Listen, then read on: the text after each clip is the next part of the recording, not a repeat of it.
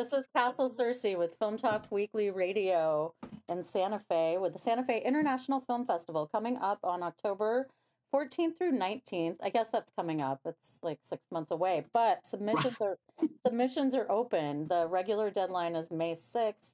And remember that we are now Academy Awards qualifying festival for our shorts program as of the last couple of years. So, and a short is anything under 40 minutes for our festival. So get those submissions in. Today, we're here with a couple. You're married, yes. Levi Wilson and Lisa Hammer, or Lisa Hammer and Levi Wilson, met you two at the Oscar party where I met last week's guest, Rich Carrillo. Actually, I've known him a while, but met at least Lisa there. And there were so many interesting people at that party. So yeah. And so fun. You two stuck out as the most interesting. So thanks for joining us on the show. It was a little bit of a who's who of like New York independent filmmakers. But I was the only cult filmmaker there. Yes. So Lisa Hammer is a cult filmmaker and musician. And Levi Wilson is a writer-director with Fisherman Pants Films. And Lisa is with Blessed Elysium Motion Pictures. Correct me if I'm saying any of this wrong. Amazing. I really want to point out the cult filmmaker. You're the first cult filmmaker I've had on here. Oh, that's great. Tell me what that means. Tell us what that means. I never thought of myself as a cult filmmaker, but everybody keeps saying it. I started making Super 8 films in the 80s, and they're weird, and they don't adhere to anything, and weirdos like them. I made a feature film in Super 8 black and white film and overdubbed it called Puss Bucket. It's a gore comedy musical. Oh. And I got prison mail. People came out to see it and were throwing chairs across the room. So you have a cult following. You're not making films for cults, or both? I think it's both. It's a little bit it was both. Okay. And I'd like to add that the when I was doing like background extra work as just like a side, just like a day job, I only got picked for cult member in The Following and in The Leftovers. How do you feel about it? I felt like I fit right in. Okay, I like it. But the funny part is she'd go on set and like people in the crew would know who she was because they'd be like, wait, you're Lisa Hammer? Lisa Hammer? Remember like the what was it, the art dude? No, it was James from Wardrobe. Wardrobe. Costumer, yeah. Screamed my name across the room and said, "Are you really here right now?" Oh my God. I love your film Period Piece, which is about a girl, a trainable, they used to make these sex ed video film strips in the 70s. Yeah. And they were just absolutely bonkers. This one is Pink Slip. It's trainables, teaching them about their periods. The girl's like 11. Uh-huh. So the set and the actors look like they were left over from an old porno. Uh-huh. So before we go further, I think we should just say what a trainable is in like late 60s, early 70s parlance. So the idea is that you have somebody with some sort of developmental disability like Down syndrome or something like that. But the presumption is that they could still live out in the world. You just have to train them with repetitive instructions, and the video itself that was created for these people with development issues were done in such a way where like they would hit on specific things.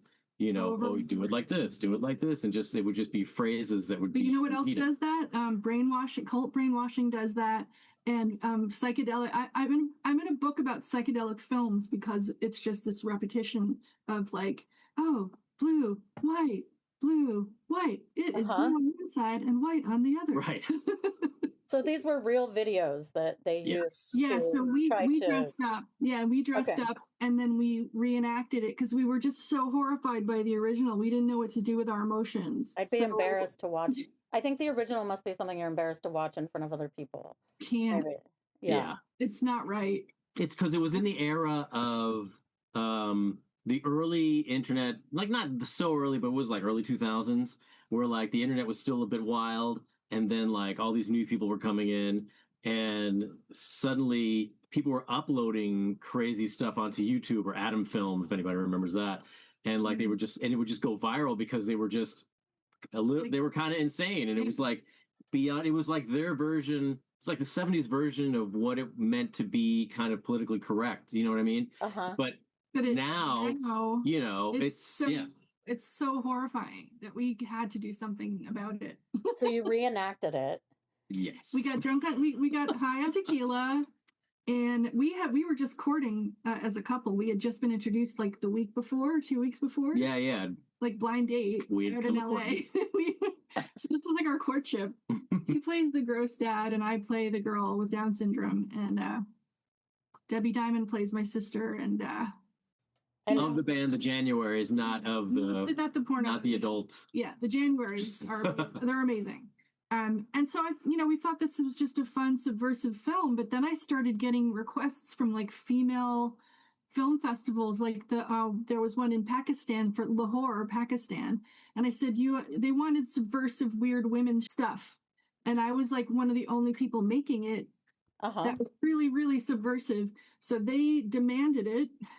They showed it, and then it got into the Unmentionables, menstrual festival, and just a whole bunch of women's festivals. I think some Chinese underground stuff too. A museum in China. Yeah. Wow. And initially, because this was early YouTube, it was before YouTube was bought by Google. So they had like, age restricted stuff that you could flag, right? So the video went crazy. Right? It was like getting 50, 60, 70,000 hits until at one point somebody was like, I'm offended. And they like flagged it. And then it had to be like, you had to register the account and you had to like do all this stuff. Yeah. And that really slowed things down. But like, it was really going crazy. Yeah. So I know the film is subversive. It's wrong. But it's a statement on the original. It's not that we made this up to be mean. Right. I myself am disabled physically. So I'm not like making fun of disabled people. I was making fun of the film. Right. And where can we watch this? Where can we watch your courtship play out? Bloodstream TV. Bloodstream TV. It's the new competitor to Shudder. They just took all my films. BloodstreamTV.com, I guess. Heidi Honeycutt. Yeah, I think it's associated with what is Heidi's? She's with the Etheria Film Festival. Yeah. Okay. Yeah, she's amazing, and she wrote a book, I Spit on Your Celluloid: The History of Female Directors Making Horror, or something like that, which she put me in that, and then she got me into the MoMA last year, and the Nighthawk. I mean, she's just been an amazing person. Heidi Honeycutt is she is a woman's champion. Cool. Taking notes, everybody out there, take notes. So, I mean, when I met you at this Oscar watch party, you said you were a horror filmmaker, which I'm like, I'm too scared. I can't watch any horror. I watch them like this. Yeah. Yes. We watch them like this. Yeah. Or I like read about them and then I try to watch, or maybe I'll even just look at still images of it and read about it. Yeah. I'm making one right now that I wouldn't watch. Yeah, I think I could be behind the scenes because then I'd know it's not real. Like I know it's not real, but I still like Hershey syrup and red food color. Yeah, I think I could do that. Now, I mean, but I'm making it now. I'm in post production. It's a 30-minute film proof of concept for the feature. It's called Under the Midnight Sun, and it's a very troubled girl who her chicken purse starts talking to her, and it's the voice of Kevin Corrigan from Goodfellas. Is telling her that people suck and you should stalk and kill and eat this singer and you'll have powers. I love chicken purses. And is it really Kevin Corrigan? Yeah. Yes. Yeah. Okay. And we got Ruben Rabasa from I Think You Should Leave, and our friend Eve Plum, who's one of our dear friends, makes Jan. Yeah. We all know. Yeah. So we'll probably start sending that out to festivals in April, May, something like that. Okay. But let's not miss talking about your feature film. But you work together on projects. Yeah, he's always. Not always. Oh, okay. Not always, but a lot of stuff we like to do together. He's my DP on the horror, and I'm his producer on his feature that he'll tell you about right now. Okay, tell him. We're developing a feature film right now that's about a young biracial teenage boy who is growing up in the Midwest in the 80s, and Kentucky specifically. And it's like, it's loosely based on how I grew up in the 80s, but it's not, it's that. Because I guess everybody's first film, they got to do that. But, and it's developed off of the short film Luke and Emma in a gas station on Franklin Avenue, which was a film that we made in 2023. Got onto AMC Plus, got into a bunch of festivals. Then he wrote the feature that got into a bunch of festivals, got a table read. We got Kathy Curtin from Stranger Things and a bunch of other people interested, and just pulled on, a producer friend from Avatar, and just like a first AD from Nora, DP, that's Spielberg's protege. This is called Luke and Emma, and he's such a freaking good writer. I know he doesn't want to talk about himself, but well, that's why you're both here to talk about each other. Yeah, he's a playwright, and when playwrights write film scripts or TV scripts, they're like a whole other level of quality, and that's my opinion of his writing. And it's not just because I'm the wife. Yeah. Even Kathy Curtin said his writing was similar to Kenneth Lonergan, which is one of his favorite playwrights. Levi, you are a playwright first, right? And yes, I have written plays. And that's why you're such a great writer, according to Lisa. According to others. Yeah. And you were really inspired by a certain playwright, right? Oh yeah. So, we did a play not a play reading, but a script read. A script read through of Luke and Emma that I'm developing from the short. Because it got into a festival, the Asian American International Film Festival, and basically it got second place in the screenwriting competition. So they gave us a script read, and our friend Catherine Curtin, who is she plays the mom in Stranger Things. The kid with Ehlers-Danlos. Yeah. She plays his mom with the cat. She's like, okay. Yeah, we love her. Yeah. Okay. She's a good friend of ours, luckily. And wrote a part for her. Yeah, I honestly wrote a part for her, and I called her up, and honestly, like, she's probably friends with us now because we just met her at a party a couple of years ago, and I was like, you know what, I kind of want to write this part for her, and then I wrote it, and then I was just like, let me just call her. I was like, I want to call her, and I was just like, would you read this script? And there's a part here I want you to read. And just let me know if it seems like something that you're interested in. And it's a lady that's similar. I hadn't seen the movie Saturday Night, which is based on the Saturday Night Live. Oh, I love that movie. Yeah. Catherine Curtin is in that. She plays the censor, the church lady, right? Okay. And I hadn't seen the movie, but I had a similar character in mind for her, so it was like kind of kismet, perfect. But she said she really liked it, and then when I told her that we were going to do a stage reading of it, and I brought the original cast in from the short film to do it, including the two kids, and she said she would come in and read for her part too, so it was really great. But then that's when she told me, she was like, "Look, I love the script. It reminds me of Kenneth Lonergan, and which I was just because I love Kenneth Lonergan." What's your favorite? He did like This Is Our Youth. He did Manchester by the Sea. Manchester by the Sea. Okay, yeah. okay. So that's a really big compliment, and I agree with her. Yeah, but he doesn't like to toot his own horn, but I'll toot it. But I will say that other people have said it. But we have an incredible team together. We just need to raise a few $1 million. No big whoop, but we have so many people interested in this, and we're already going out with. We got Liz Lewis casting. We have Rebecca Lagore helping us get send some offers out soon. And how can people reach you with their millions of dollars? How do we contact you? Lisa at Lisa Hammer. Lisa Hammer ASW at gmail.com, or just go to lisahammer.com or Lisa at lisahammer.com. And Levi, you can do me at leviwilson.info, or you can probably contact Nine Cats Productions. They're one of our co-producers. Okay. And then and they we have a. This is not an official ask for investments, though. We're just But we do telling you what the deal is. Still sponsors, so you can get a tax write-off. It's Filmmakers Collab in Boston, and if you go to lisahammer.com, you'll look. You can see MS, which is Under the Midnight Sun. There's a gala fundraiser page. If you go there, you can help with the short horror film. And then how do we find the fundraiser for Luke and Emma? It should be under the same account. It goes to the same thing because we're once joint you get developing there, projects, but Right. just look up Luke and Emma. But I only think of this as for development money, so it wouldn't Mhm. necessarily go into the production. Right. But there's a whole thing. Yeah. We're not allowed to ask, just to let everyone know, we're not allowed to ask like broadly because then we have to file with the SEC and we got to do all this stuff. So it's not really Yeah. what we're doing. We're just doing private. But if people want to investment, whatever. contact you and hear more Yeah. about the project, and there's plenty of people in the arts and film world Oh, in yeah. Santa Fe, so Yeah. I mean, people just Oh might yeah, I want to. mean reach the out to short you.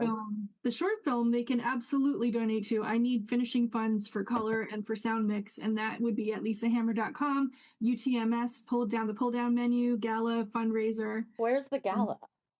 Oh, it's just called it's a called a gala. gala. Oh, okay, okay. Well, now I want the gala. Yeah, Yeah, Maybe it's we just a could just have fundraiser our tab. own. And it says, get involved. So Yeah. you click on that and it'll take you to the donation page, and then you get, depending on there's prizes. I have them on my site, and Okay. then, This you is get how your films get made. Like yeah. yeah. Just go to lisahammer.com. This is a little peek behind the scenes because I find people don't talk about stuff like this, especially in the there's like in the independent community, because there's so many different ways to raise money. There's kind of no one way to do it. There's like a million ways to do it, and you tend to take half of, like, everyone just picks and choose from all the different methods, Whatever and then you comes combine it along. all together. Right. Well, in Santa Fe, Santa Fe International Film Festival, we're also tied to Santa Fe Film Institute. We have a granting program. Every year, people apply for finishing funds. Usually it's in the Southwest area, but, there are so many ways to get funds for your films. You can win prizes at film festivals. You Yeah. can win camera packages at our film festival. You can, We've been really successful with crowdfunding, but I think we're trying to move to the next step. What's the crowdfunding go-to source these days? Like, what do you find that works? Seed and Spark? Yeah, I mean, the one that what's his name is doing, whose name is Mark Duplass. Yeah, Mark Duplass. He's he's partnered with Seed and Spark, and we know the people from Seed and Spark from way back, because we know a couple of the people that founded it, and have worked for it, and I think they moved on, and they've turned over some of the exhibits. I know one of the guys from I was in a disability film lab this past summer, Disability Matters, which was a really bigger deal than I thought it was. But he was a guest speaker, and so we know Seed and Spark pretty well. I'm really into Seed and Spark. Yeah, they do a lot of partnering with they will partner campaigns with if you have a fiscal sponsor, and they'll partner with the fiscal sponsor, and then they take a small percentage of that, and then everything that goes through them will go to the fiscal sponsor first, and then the fiscal sponsor will disperse things to you, minus whatever, which is actually a great way, because a lot of times if you go through a fiscal sponsor, you sort of have to build your own campaign, because the fiscal sponsor doesn't necessarily do things. They just act as a fiduciary, like a nonprofit. Yeah, I think it's good to explain what that even is for people. If you haven't worked in the nonprofit world, or so you can't be a nonprofit yourself unless you create a nonprofit, which is really hard to do. But you can be under the umbrella if you apply to and get fiscal sponsorship from Women Make Movies, New York Women in Film and Television, Fractured Atlas, Filmmakers Collab. Fractured Atlas is a big one. So many. And you apply, and if you get sponsorship, then your donations become tax exempt for everybody. And you can apply for grants. And the grants will go so through them. basically, they're the fiscal sponsor in the way that they make sure that all your financial it's all financially responsible, and everything is handled as if you were a nonprofit. Right. So I can use that for my short, for my horror film, but he needs actual equity investors for the feature. Okay. It's a little bit different. So for the feature, right, exactly. So it's great if you have a fiscal sponsor. This is almost becoming a podcast about independent cinema, but Well, like, that's what we celebrate, independent film in Santa Fe. So yeah. you're in the right place. Well, so with the with the fiscal sponsor, it's great for projects like if you want to do a short project, or if you want to do, even if you want to maybe do a feature film, but you're going to do it like very running guns, experimental, that's under Documentary. under 100,000, whatever it is. Then that's a great place to go to get money. Then people, at least you can ensure that the people who are giving money to the project can get some sort of additional benefit other than just like feeling good for supporting the arts or whatever. Right. And for that, but then I'm kind of going the more commercial route with this one, so we just have to do it kind of a more traditional way where like people expect, it's like a startup. Yeah. Right. Yeah. So people put money in, and you get back end, and you get all this actual investment. Yeah, it's an investment. Yeah. Right. So we have a business plan for that. We have a pitch deck. We've got co-pro partners. We have such a great team set up, and a great pitch deck, and just a great business plan. And this is your full-time job. Yeah. Both of you. More or less, yeah. Yeah. I always like to find that out because a lot of us, creatives, we have to do many jobs at the same time. But it sounds like you have enough in your field that you're yourselves full time. Yeah. Because so we've been hired to as a camera team as well. We have our own kit, like a whole Black Magic kit, lights, camera, sound. So we get hired for that stuff too. We actually shot the TV show that we acted in called Great Kills, which is on Tubi and Roku and Amazon and Bloodstream. We act at, it's directed by James Marandino from SLC Punk, and it's called Great Kills. It's like Man Bites Dog, but we follow a hitman around Staten Island, and we film him. He hired us to film him so that he doesn't become, just to be clear, forgotten. It's a mockumentary. Okay, that was my next. Not a real hitman. That was my next question. No. Yeah, he's actually ex NYPD and a male stripper. He was. Oh, anyway, wow. He's the star. And we follow him with our cameras, and we act at the same time and run and shoot. And wait, but he doesn't know you're following him? No, he does. Yeah. Oh, okay. He wants to be remembered because he's so lonely. He doesn't have anyone. He's a hitman who can't be. Okay. In the mockumentary, because I'm like, now I'm thinking like just a regular person could hire people to film them, and just find me. And the reality is a regular person could document my life. Just find me somewhere, and don't let me know. He's a hitman. He shouldn't be on camera at all. He doesn't want to be on. Yeah. He shouldn't be, but he is so vain that he wants to be. Yeah. And then he wants to become a Hollywood producer. So season 2, we get Eric Roberts, Kathy Moriarty, Bai Ling, and he's making this vampire versus mafia movie. And he keeps having to get money from the actual mob to make this mob film. So I want to get into how did you two get here? What did you want to be when you grew up? Well, I'll start. I was born in Salem, Massachusetts. Whoa. And I did live next door when I was a child to Laurie Cabot, the head witch. And I used to look out my window and see a red room with people in a circle holding hands. No way. And when I walked outside, she would walk by me almost every day with her cape and her hair, and she would say, "Hello, little girl, I love your little toy." She just made such an impression on me that I became a goth. So, but I was also doing musical theater, and I got into Emerson College on a musical theater scholarship, but I was also in a goth band. And when I got to Emerson, everyone's doing jazz hands on the steps. I turned right around and went to the film department because it just was corny. So, and then I played in my band in Boston the whole time. And then I just grabbed a camera, started working in the film stockroom, and just used a camera from day one and started shooting Super 8. I feel like jazz goth is like a potential genre. Maybe, yeah. Anyway, I love that. Wow. Yeah. Is your family still in Salem? My dad's in Cape Cod. My mom passed away, unfortunately. But my dad, he lives in Massachusetts. Okay. Never got the accent. You didn't? Yeah. No, you don't. No. She can do it, though. I can do it, too. Kind of. Yeah. It's because my mom was a proper lady from Princeton, New Jersey. Proper lady. She was a proper lady.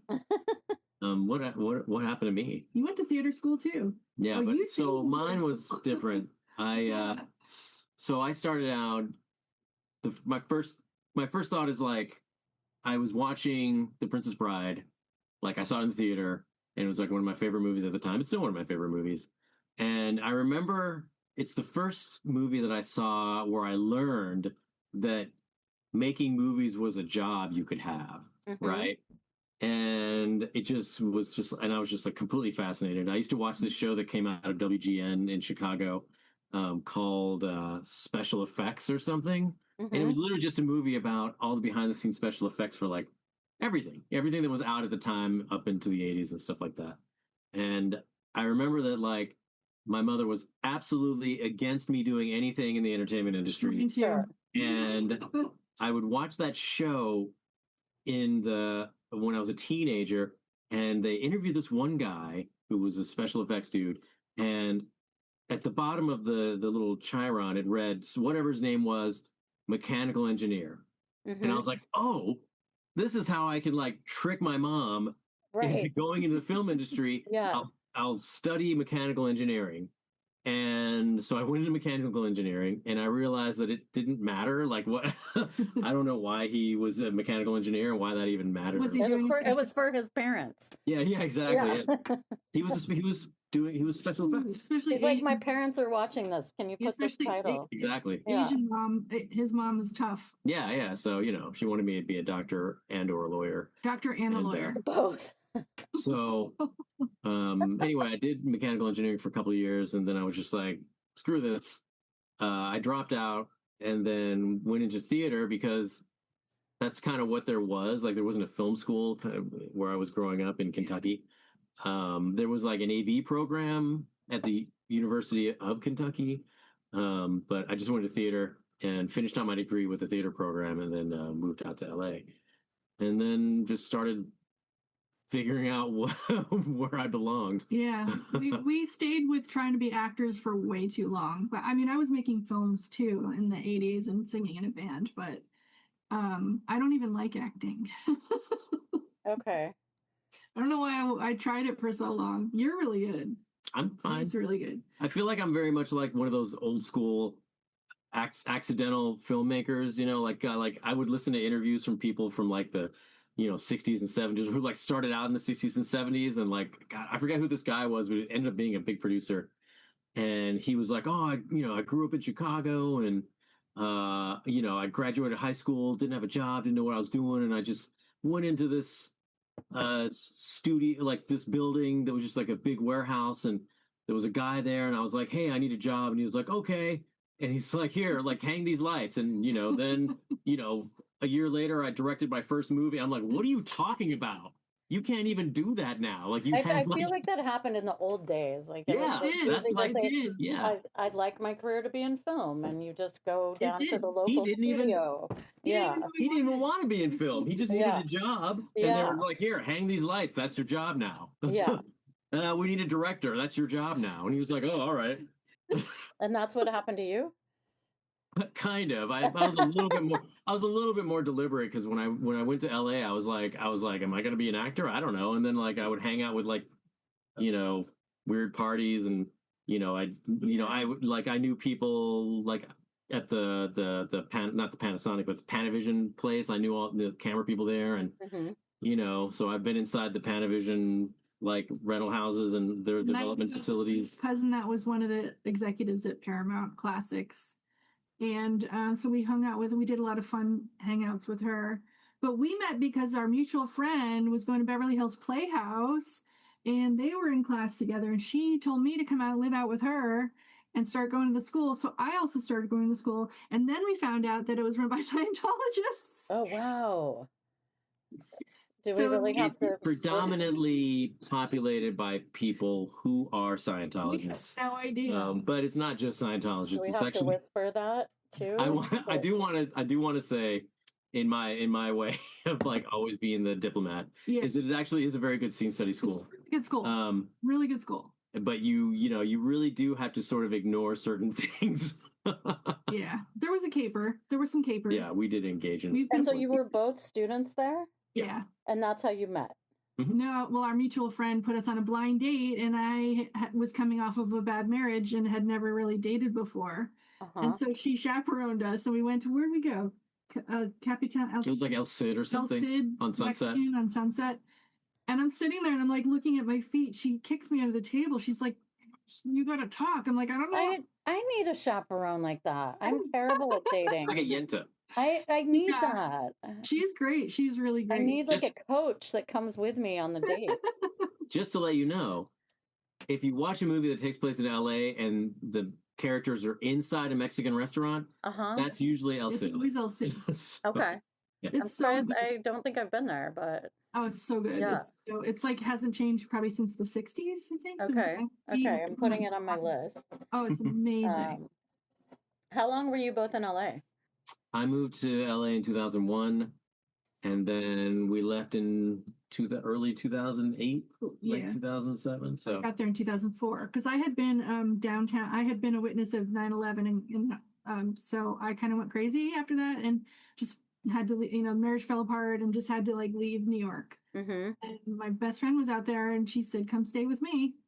So I started fresh at like Mhm. 37, and just started a whole new life. And here we are now. So that was crazy. And you both came back, or Levi, you Yeah. hadn't lived on the East Coast before, exactly. Well, I actually we drove across country with the director James Marandino, who made SLC Punk, because we were actually closing a horror film deal, Mhm. but we had to go to New York for it, so we just drove just for the hell of it. Just for the hell of it. We're like We accidental New love Yorkers. driving across the country, and we get there. Have you been to all the states?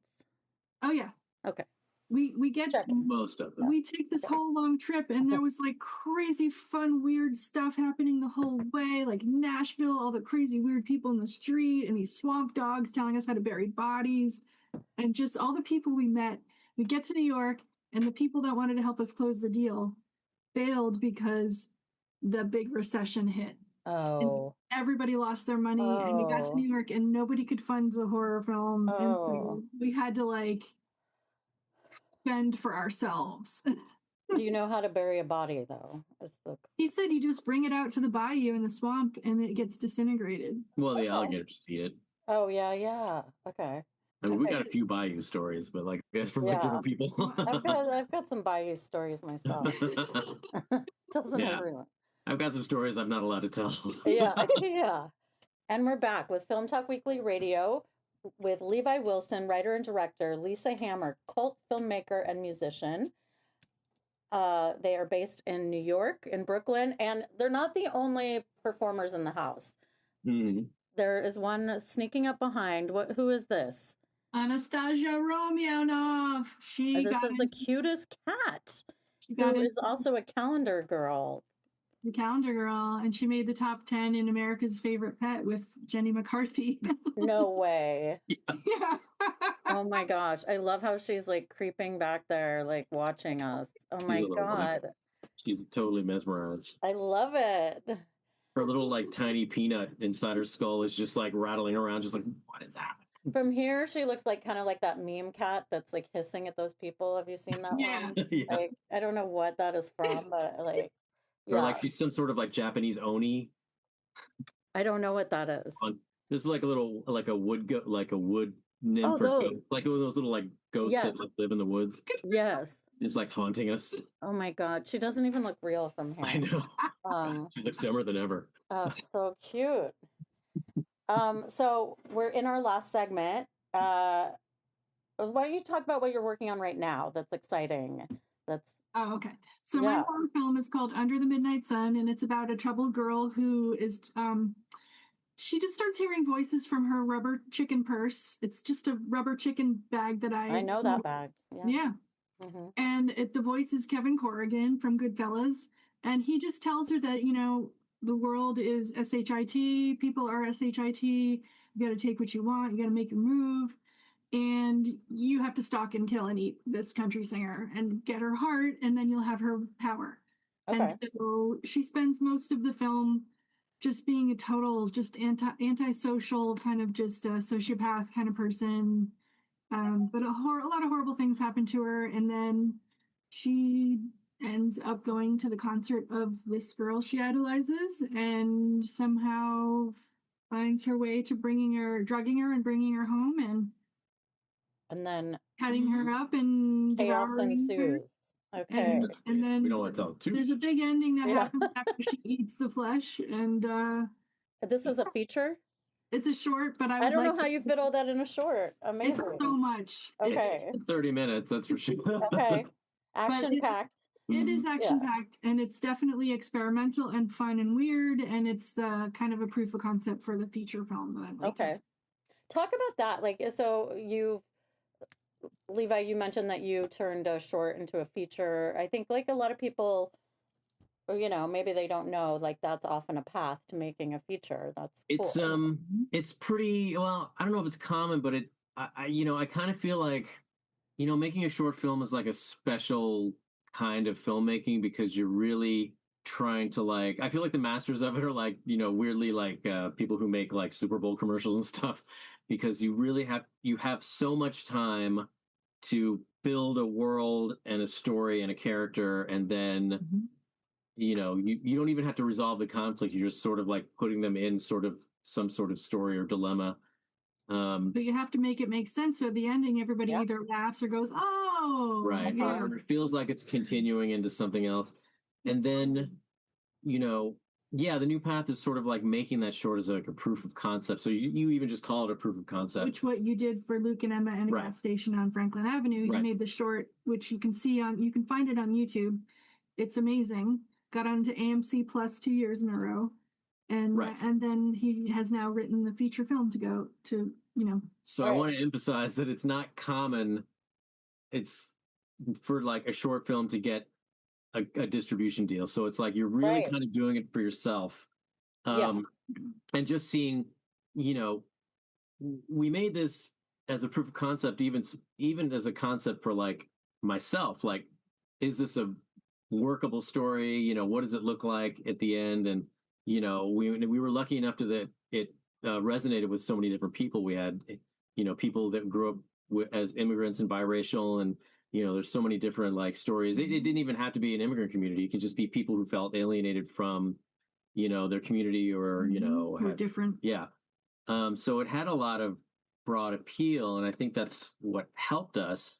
And, we put a lot of resources into it too, because, personally, I felt like this is the one thing that I wanted to just like throw a bunch of money into. And, we were lucky enough to be able to do some crowdfunding and then just pull from some savings and some, like the friends and family, and we were able to make a really good film that was really high quality and resonated with people. And that's the kind of story that like, I feel like if you're trying to develop something into a feature film, I see a lot of people who just sort of like just make something just for fun, which it should be fun, but without a goal in mind of just like, I'm just going to, do something on my iPhone and stuff like that, which is great. You can do that.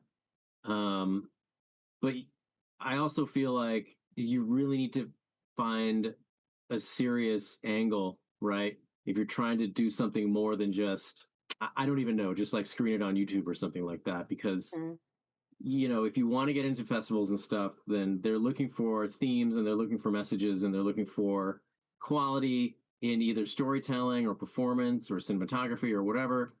And those are very important, because especially when you're making a film, it's like, this is a practice. It's an art. So it's a practice like everything else. Good practice. And you should be like, I think you should be trying for the best version of what you can make. Right. Yeah. I've definitely seen people throw together things and then they come to me and they're like, I didn't get into any festivals and stuff like that. I'm like, well, it doesn't look like you took the project seriously, right? Or you didn't have a realistic understanding of what you were doing and why you were doing it. I'm sort of trailing off into that, but it's like discourage anyone from going out and making a film, because do it, but make sure you're serious about it. Make sure that you believe in yourself and you believe in what you're doing. Even if you're just practicing just to get better, right? Have that goal. Yeah, it should be your best. It shouldn't be just like, I'm making this short, so it'll be a feature, like, hope you get my concept or whatever. Right, exactly. Yeah. You should, I guess the world kind of puts features up here in a way, and it's like you should treat your short like you're making a feature. I Right, think. absolutely. And we Even did. though the shorts are often the finished product and are Yeah. Oscar qualifying. Sometimes that is the end of the project. The short's not always trying to be a feature. Right. Yeah. But look at the shorts that were in the Oscars this time. Two of them won the Oscars, which screwed everybody up. But like, Mm-hmm. those were not, those weren't like shot on iPhone kind of whatever. Obviously, they could have been, but there was a lot of care Mm-hmm. taken in each of those films, right?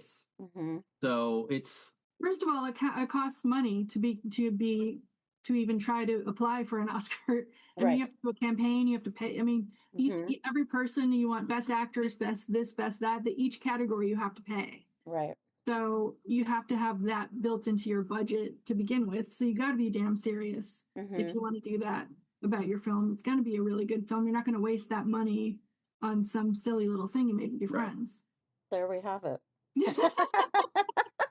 Oh, I forgot to say the other really important person who's in my film. I feel terrible. Do you know that band Wheatus that did Teenage Dirtbag? I do. I sang the song to you at the party. oh right, we had that. I'm just They're our a neighbors. teenage. Yeah, Like, they're our neighbors. They're like our best friends down the street. The girl who's the backup singer is the girl in my film that gets killed and eaten. And she wrote a song for me for the movie, and it's so beautiful. It's so incredible. And I can't wait for everyone to see this. I can't wait to hear. Is Wheatus is still together? Oh yeah, they're on tour right now. They're on tour all the time. They are. Yeah. They're getting even more and more popular. Well, they're that song. So Teenage Dirtbag went like did a whole TikTok I thing. know, and I did it. I made the video. I didn't make it on Right. TikTok. I did it on Instagram. But And if it's if you go to my reels, It'll be in my there. dirtbag that's video funny. is in Yeah, I have to there. show Yeah, I them. So love funny. that. But no, I love that song since it came out, and I loved making that little video meme. Like, Cool, yeah. it takes a lot for me to make one of those. Like that one, I couldn't resist. But Such a good song. It's so good. no. He let us use it for another film. I was executive producer and an editor on a Molly Ringwald film called Montauk that we sold it. I re-edited it. I put his music on it. He rewrote some narration, and then they sold it. And then the company they sold it to folded. So now we're waiting for somebody to figure. I saw that on your website, and I don't. Is it scary? Montauk? No, Okay. It's like a Gen Z Scooby Doo. It's adorable. Okay, then I can watch it because I love Molly Ringwald, and I love Montauk.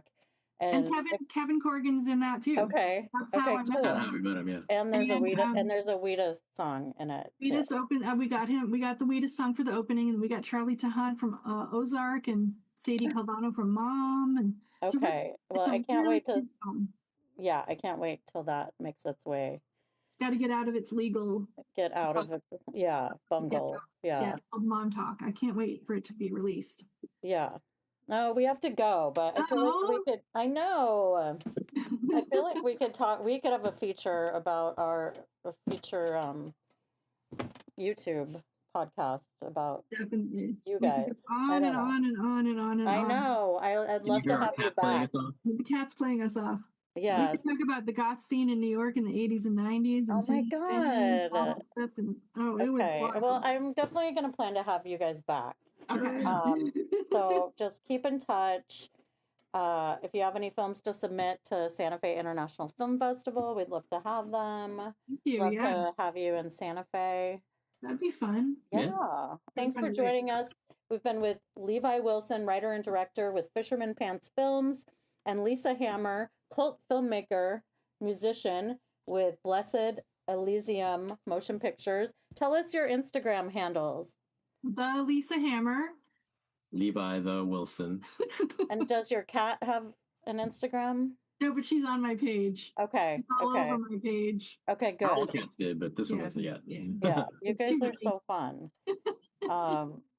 Okay, you'll definitely be back. Yes. All right. Bye, guys. Thank you so much. So fun. Okay. Bye. Bye. Take it easy.